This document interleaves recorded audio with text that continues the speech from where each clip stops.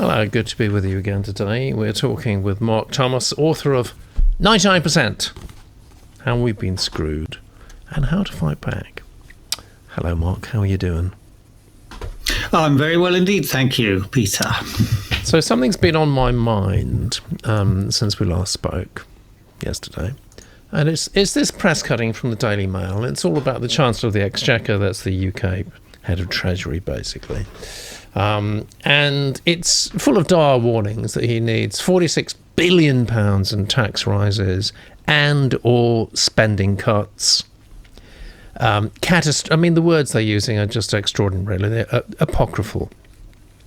Catastrophe, economic crisis, and things could be even worse.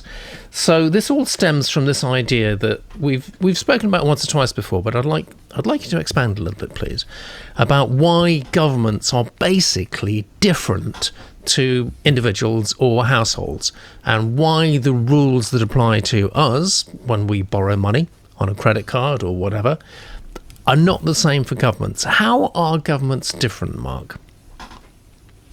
Well, they're completely different. They're different in so many ways. We'll go through four of the principal ways in a minute. Okay. That it's a very, very misleading analogy. And unfortunately, as you've pointed out, we keep hearing that analogy. We keep hearing people talking about the government having maxed out on its credit card and how is it going to pay it back and all of these sorts of questions, which would make good sense if the government were like a household. Right. But of course, they're very, very misleading if a government is nothing like a household. And so it's very, very dangerous because effectively what happens is we are softened up for the kind of damaging austerity that you would have to do if you were a household, but you should not be thinking about if you're a government. It's a big lie. It's a big lie, basically. It's a big lie. Okay. Now, I think, actually, is it a lie? It's certainly not true. It's a lie if the people who are saying it know that it's not true. And my guess is that some of them know that it's not true, so it is a lie, and some of them don't know that it's not true, and therefore they are parroting something that doesn't actually make sense, but they're not aware that it makes more sense. And, at first glance, you might think, well, why doesn't it make sense? Why do the rules that apply to a household not apply to a government? And so I thought, actually, let's just spell out why it really doesn't make sense. And actually, we can see there are at least four big differences, and three of those differences mean that government doesn't need to follow the same rules. And the fourth one is even more fundamental, because what it means is that government really shouldn't follow the same rules. Okay, so in your typically organised manner, thank heaven somebody is organised here, you've done a little chart. So can we have a look at this, and will you talk us through it, please? Yes, absolutely. So this has four of those key differences. So on the left, you can see things that apply to a typical household, and on the right you can see things that apply to the UK government, and they're very different. So a typical household does not have a license to print money. No. We don't. It's actually a serious crime if you have a printing press in your basement and you forge £10 notes, and therefore if you want ultimately if you want to be able to spend a lot of money, you have somehow or other to earn a lot of money. For the government, it's completely different. It can create money when it needs to, and it does. We've seen the Bank of England has a easily accessible page explaining quantitative easing, and we've got an article on our website which is called Twaddle and Illiteracy, which goes through these 4 points. It will link to anyone who's curious to that Bank of England webpage, and you can see that as of yesterday, anyway, the Bank of England had created 895 billion since 2009, since the global financial crisis. So, and by the end of the year, it's probably going to be very close to $1 trillion. So now, if I think about my own household, I don't have that license to print money. But if I did conveniently have the ability to create £1 trillion, even over a 10-year period, that would have affected my spending patterns quite dramatically. And it would have affected very much how worried I was about any debt that I was incurring. Because if I knew I could always just create another trillion when I needed them, I would be much more relaxed. So that's the first reason why it just doesn't make sense to use the same kind of analogy. Secondly, of course, with people, they don't earn forever. No. You might earn perhaps between the age of about 20 and the age of about 70. And of course, some people earn for longer periods than that. But typically, people can earn for around 50 years. They can't earn for 500 years.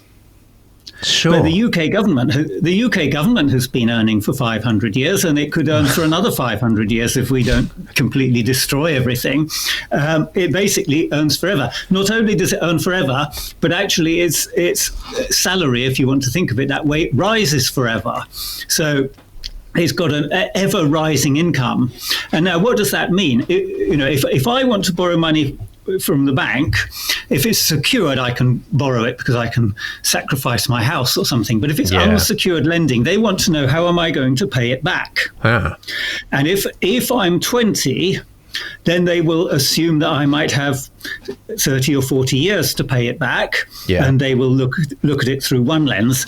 If I'm 64, they might assume that I have got very little time left to earn, and they will take that into account. They will expect me to pay it back probably before I'm 65, and so they will take a very different view from of me as a 64-year-old than of me as a 20-year-old. And that makes sense because it's about paying it back.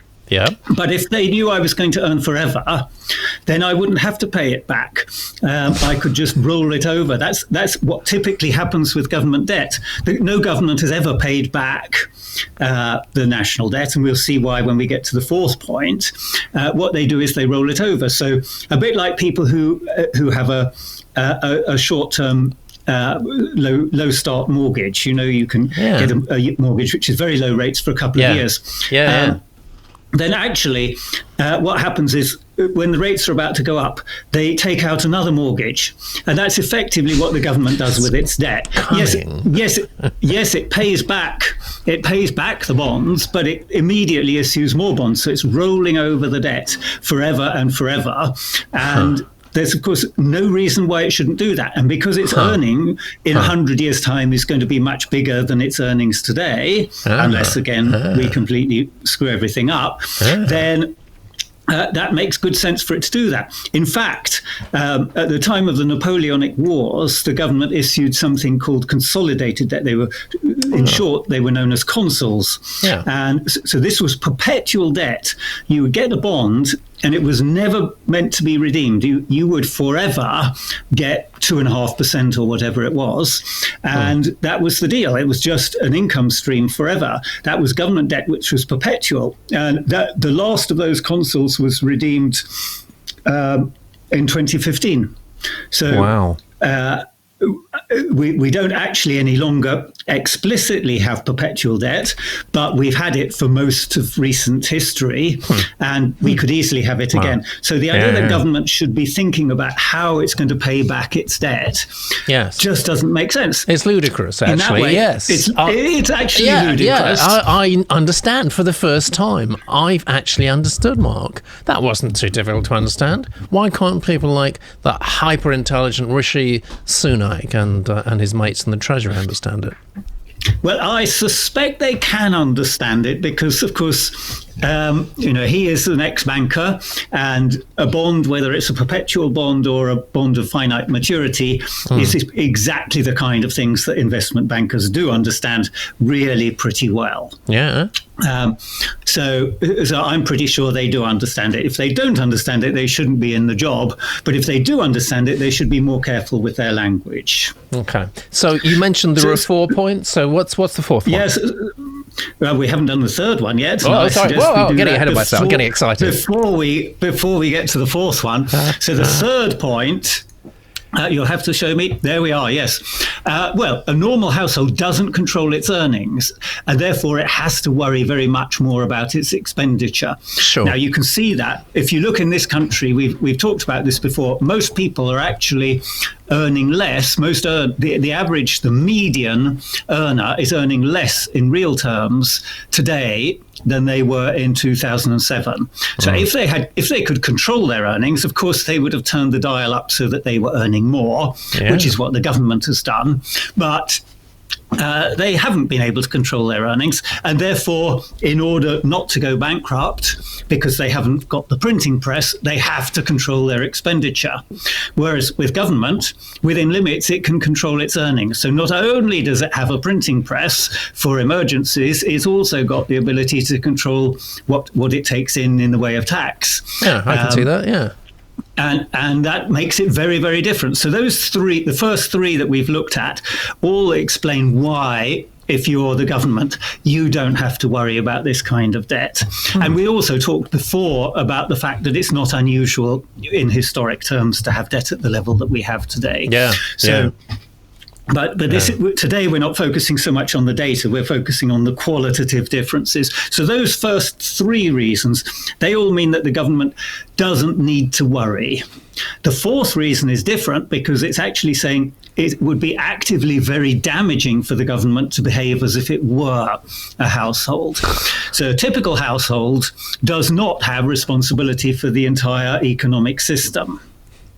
So if I decide I'm going to budget a bit next month and I'm not going to spend so much, that's a decision which we all accept. That's my decision. And, it might be that it will be actually that local shops or local businesses or indeed Amazon might not get as much revenue next month because I'm budgeting, but it's not my responsibility to keep Amazon afloat or even to keep the local shops and businesses afloat. But if I were the government, then it is my responsibility what impact my actions have on the economy. Now, this is a bit which is a tiny bit harder to follow than the first three.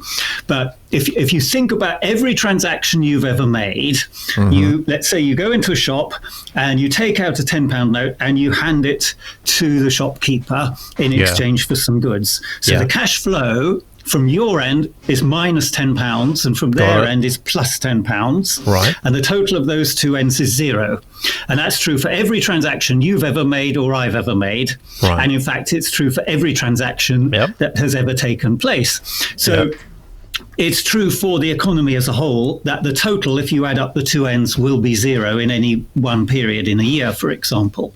Right. Now, if you split the economy, and typically we split it into three groups, there's the foreign sector, first of all, which is the rest of the world, and then there's the UK. And the UK is normally split into the public sector and the private sector. So the sum of the transactions between those three groups will always be zero, but between any two of them, they don't have to be zero. So, for example, the UK has a trade deficit with the rest of the world, which means the foreign sector has a surplus with us, and the government actually runs a deficit.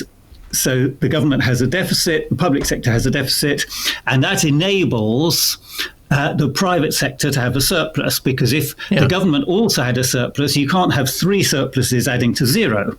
So if the government and the trade sector. Yeah. So this is really fundamental, and this is the one thing you can say with absolute certainty. You have a couple of times tried to trick me into making forecasts, and I've said, "Oh, I'd never make a forecast." Oh, Mark. Yes. You have a couple of times, and I've wiggled my way out of it so far. But on this occasion, I will make a forecast, which is that those three things will always add up to zero, not just this year, but next year and in 10 years' time. So if the government decides, well, we're going to pay back this debt, to pay it back, they're going to need to run a surplus. So that means the foreign sector has a surplus with us. The public sector would have a surplus. Yeah. and the total has to be zero. That means the private sector would be condemned to run a deficit until the national debt is paid back. So, in other words, as an economic policy, if they were to say we're going to pay back the debt, what they would logically equivalent to that would be saying we're going to condemn the private sector, that's businesses and households, to a deficit until we've paid back the debt, which would be many, many years. And that is such a nonsensical idea for an economic policy, which is, of course, why nobody phrases it that way. But that's the reality of what it would mean if the government said we have to pay back this debt. Yes. Okay. That's so clear. Even I understood that. That was absolutely brilliant, Mark, actually. Another day with revelations galore. If you want chapter and verse, get hold of Mark's book, 99%. That's the link on the screen. It'll take you straight through to the Amazon buy page. And you've got any questions for Mark, do leave them in the comment section below. We'll address them in a few days' time. See you tomorrow.